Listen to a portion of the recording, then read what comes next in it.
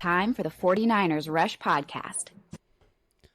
This player dropped considerably from last year. He was at number 29 last year, 39 on the countdown this year, and that's wide receiver Danny Gray, sophomore year. And I was going to record this episode before the first preseason game, but I didn't want to because I was so curious to see how he would shine without the all-stars out there, you know, Brandon Ayuk and Debo and Juwan Jennings and all these players. But he didn't even play. And the reason why he didn't play is he's had soreness, is what they labeled him with, during the joint practices with the Raiders, missed the first preseason game, and it was such a pivotal game. I legitimately could not record this episode because I was like, what if he goes off? What if he struggles? Whatever. He just didn't even get a play. So a huge opportunity missed. You know, the old saying, the best ability is availability. It's not like Danny Gray's been injured a lot. He missed one game last year with a hip injury. But he has a wonderful opportunity in store for him, you know, after the Ray McLeod injury, because whenever you miss somebody, that opens the door for somebody else. Danny Gray, a returner and wide receiver that fits that mold. We'll see. Now, again, have to give credit to Josh, the 49ers guru, did a great job, you know, just breaking down this episode and all the research. Danny Gray wears number 6, 6'2", 200 pounds, short arms, 31 and 7/8" arms, 24 years old. Maybe the fastest guy on the team, 4.33 speed. I mean, he is a burner, and it shows. At training camp, thought he had overall a very, very good training camp. He flashed considerably, and it wasn't just with Trey Lance. That was kind of the thing. He was drafted as a pairing with the idea that big arm Trey Lance, big time speed down the field, Danny Gray, match made in heaven. Well, that just hasn't panned out, and Trey Lance doesn't seem to be, you know, quarterback one for the near future. So that hurts.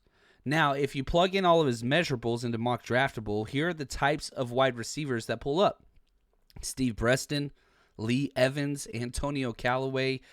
Not a lot of surefire, successful prototypes come from this mold that is Danny Gray. Things that he has to overcome. Is he a one-trick pony? Is he just a deep threat? And if he is, he's not going to be lasting in the NFL for very long. Obviously, last year was not a great year. Finished with 1 catch on 6 targets. We'll dive into a little bit more of the play snaps and all that stuff. But he's got to be more diversified and be more physical blocking if he's going to play for the 49ers. Now, let's go through his entire journey. He's from James Madison High School in Dallas, Texas, not too far from where I coached. He was a 3-star recruit. Now, he had to transfer to Blinn Junior College for the first 2 years. Then he transferred to SMU, the Mustangs.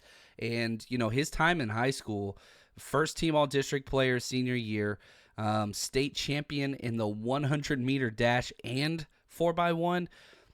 Texas track's no joke. Dallas track, no joke. I mean, this dude is an absolute burner. You're talking track level, almost Olympic level speed. He's not there, but it's not too far off.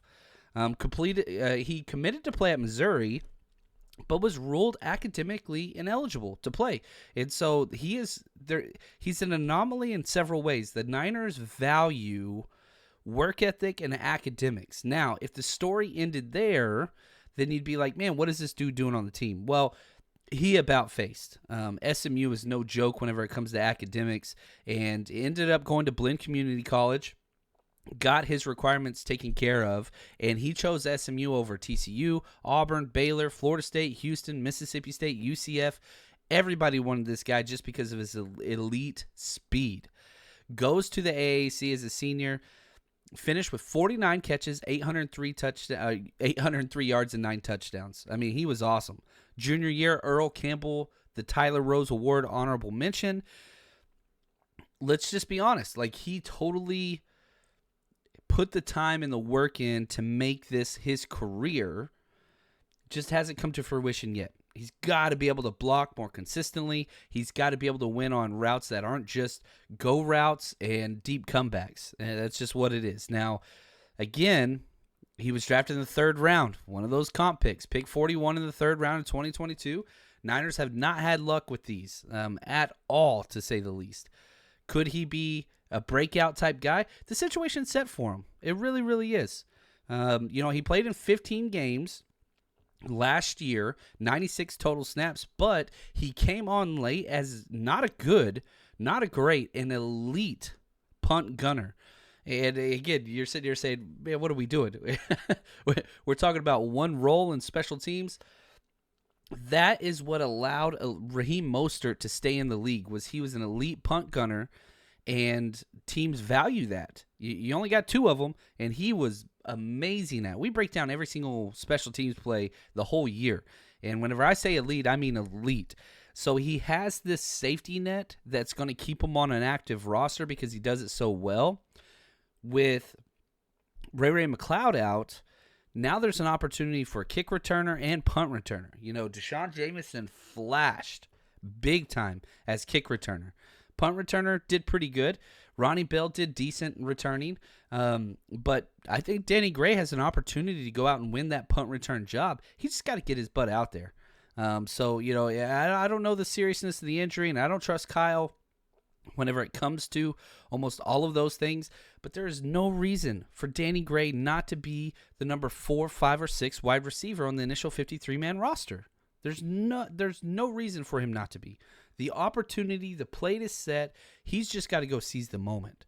So in preseason games 2 and 3, I'm going to be looking for number 6, because if he could just prove to be an adequate wide receiver to quarterbacks not named Trey Lance, not that anything he does with Trey Lance is bad, but you got to show that you can be useful with guys like Sam Darnold and Brock Purdy. That's just, I don't know what other way to say it. You've got to be able to mix and match. You cannot be quarterback dependent as a wide receiver.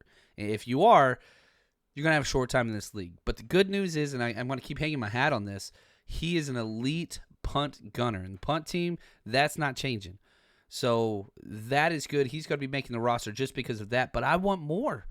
I want this dude to work his way into the wide receiver rotation and finish with 20-plus catches on the year. That would be a successful year for Danny Gray. So for us, we'll just keep counting them down.